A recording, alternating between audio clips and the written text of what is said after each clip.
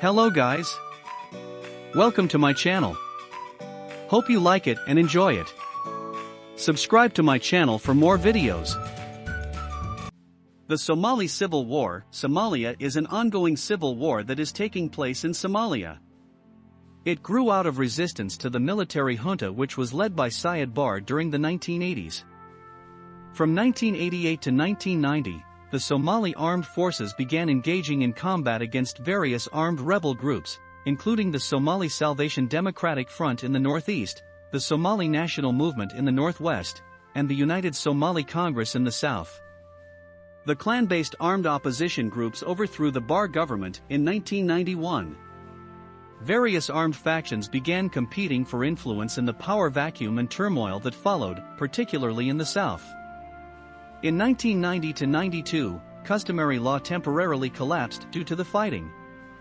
This precipitated the arrival of UNUSM, UN military observers in July 1992, followed by larger peacekeeping forces. Factional fighting continued in the south.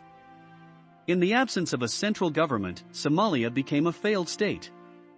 The UN withdrew in 1995, having incurred large casualties, and the UN-created police force collapsed.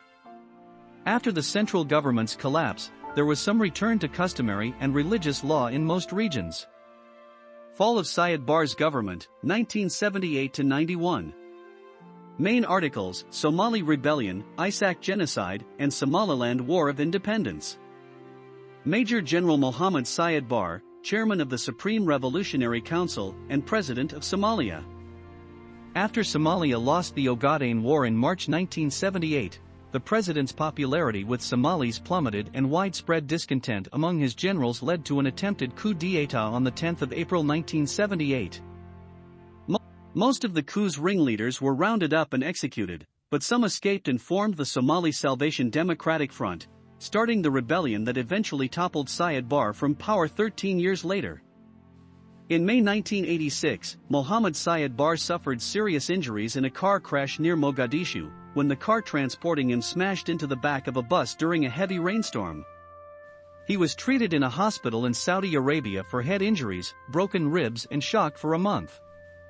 Lieutenant General Mohammed Ali Samatar, then vice president, served as de facto head of state for the next several months. Although Barre managed to recover enough to present himself for re-election to a 7-year term on December 23, 1986, his poor health and advanced age led to speculation about who would succeed him. Possible contenders included his son-in-law General Ahmed Suleiman Abdil, then the Minister of the Interior, in addition to Samatar. In an effort to hold on to power, Barre's ruling Supreme Revolutionary Council, SRC, became increasingly totalitarian and arbitrary. This caused opposition to his government to grow. Barre tried to quell the unrest by abandoning appeals to nationalism, relying more and more on his own inner circle, and exploiting historical clan animosities. By the mid-1980s, more resistance movements supported by Ethiopia's communist Derg administration had sprung up across the country. Barre responded by ordering punitive measures against those he perceived as supporting the guerrillas, especially in the north. The clampdown included the bombing of cities, with the Northwestern Administrative Center of Hargeisa, a Somali National Movement (SNM) stronghold, among the targeted areas in 1988. In December 1981, unrest was triggered in northern Somalia. Professionals in Hargeisa, who created a self-help group to improve local facilities. This was followed by the systematic efforts to remove from positions of power including the military, judiciary and security services, as well as harsh policies enacted against the including a declaration of economic warfare on the transfer of power to pro-government individuals further pushed communities to rebel against Barre's regime, and was one of the main causes of the breakout of the Somaliland War of Independence. A destroyed M47 Patton in Somaliland, left behind wrecked from the Somaliland War of Independence. In 1988, Siad Barre and Ethiopian dictator Mengistu Haile Mariam agreed to a secret deal whereby each would cease hosting insurgencies of one another. As a result, prompting the Somali National Movement, SNM, to launch an offensive on northern Somalia from its bases on the Ethiopian border. Barre's regime responded with systematic human rights abuses and the genocide of thousands of tribesmen, resulting in up to 200,000 civilians slaughtered and 500,000 more people seeking refuge in neighboring Ethiopia.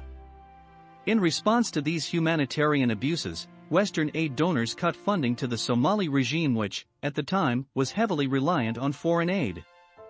This resulted in a rapid retreat of the state, accompanied by a severe drop in value for the Somali shilling and mass military desertion by Somali army units. In 1990, as fighting intensified, Somalia's first president, Aden Abdullah Osman Dar, and about 100 other Somali politicians signed a manifesto advocating reconciliation. A number of the signatories were subsequently arrested. Barre's heavy-handed tactics further strengthened the appeal of the various rebel movements, although these groups' only common goal was the overthrow of his government. It also played a major role in developing piracy in Somalia. In the north, fighting continued between SNM rebels and heavily armed pro-government militia in places like Adel. In January 1991, in one of the final episodes of the civil war in the north, SNM militia gave chase to retreating government forces, 26th Division, to the town of Dilla, where a battle took place and the town was destroyed. SNM militia then continued into Barama, the capital and largest town of Adel, but the SNM leadership withdrew units within 24 hours to allow discussions to take place without the threat of occupation. By February 4, SNM's control extended to the entire north of Somalia, and all prisoners and pro-government ex-soldiers were released and ordered to return to their regions of origin, mainly Ethiopia, except for Hawi ex-soldiers and ex-civil servants, who were permitted to remain in Bako since their lives would have been at risk if they had traveled through hostile pro-Bar country on their return to Mogadishu, Somalia. Thanks for watching. Please subscribe my channel. Don't forget to like and subscribe to my channel for more history.